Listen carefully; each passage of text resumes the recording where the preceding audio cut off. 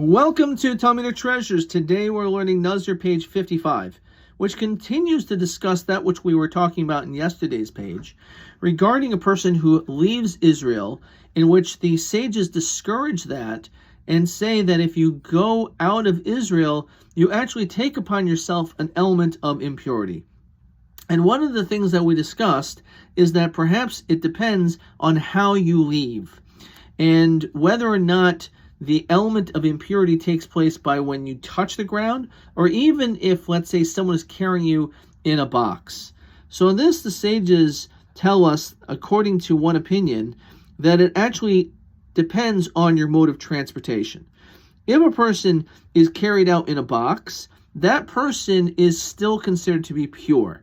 However, if that individual goes out in a wagon or in a boat, then he becomes impure. The question is, what's the difference? If you're in a box or in a wagon, the reality is you're still leaving Israel and now you're out of Israel.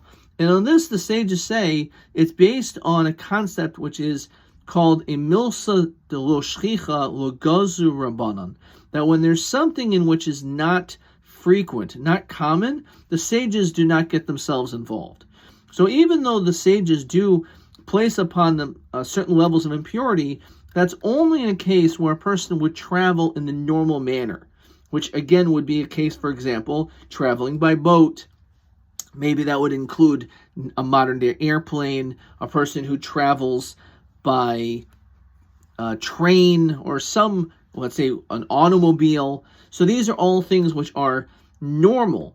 And therefore, because that's a normal mode of transportation, the sages will institute this law of impurity. However, if a person is in a box, which is very unusual and strange, that's not common, and therefore the sages do not place upon these laws. And therefore this person actually will remain pure even though he has left Israel and gone outside to a foreign land.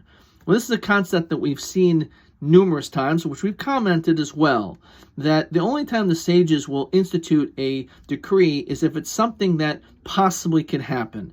If it's such a far-fetched situation, then the sages are not going to make decrees. The purpose of a decree is usually because they want to institute certain things, or make fences, if you will, so that a person will not end up violating something more severe or more serious.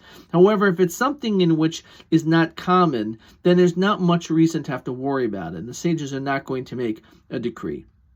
And this is the lesson that's learned in general when it comes to the sages, but it's also when it comes to things for ourselves.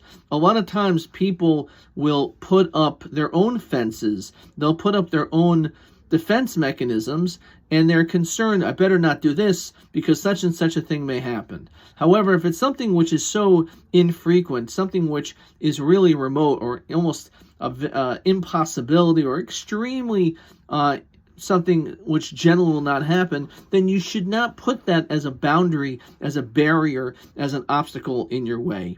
This is something that we find so many times, unfortunately. Some people will say, I'm never going to step foot in the ocean because of sharks. Now, the fact is that even though, of course, any shark attack is terrible, but the likelihood of a person getting bit by a shark is a milsa do shchicha. It's not something which is common, but nonetheless, a person will put that anxiety on themselves, and some people will actually not step foot in the water. Of course, this is just one example, but when it comes to everything in life, you should do what you need to do, and of course, take calculated risks. But if the reason why you don't do things is because of some remote possibility, that's not a reason for you not to do it, just like the sages in their rulings.